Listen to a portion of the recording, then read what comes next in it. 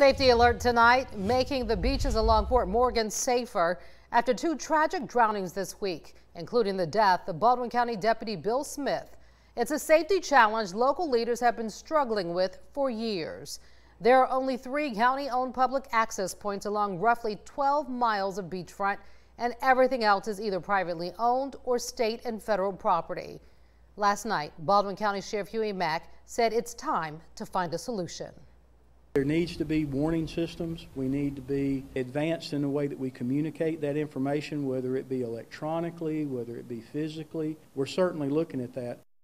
We have team coverage tonight on safety at our beaches. We began with NBC 15's James Gordon, who has more on the progress to address the beach safety issue.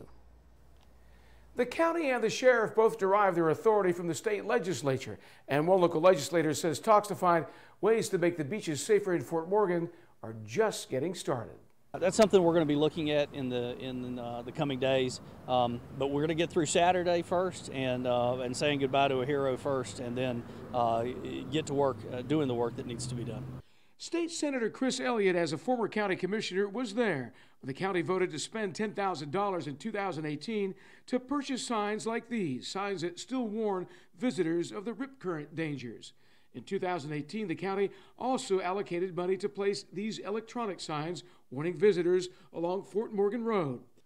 Also, since then, the county allocated close to $140,000 to hire and train 2 deputies, including Deputy Bill Smith and Deputy Sidney Wentworth.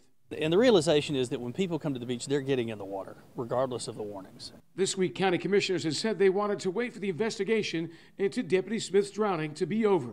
No comment from commissioners today. However, earlier this week, Commission Chair Joe Davis said finding a way to make the Fort Morgan beaches safer was a top priority. I don't think it's just about throwing money at something. It's about putting a good plan in place and good communication. The key now is the legal authority for the sheriff to enforce any new ordinances that might come from ongoing talks. How many more people have to die before the state, the county, local officials do something that really makes sense?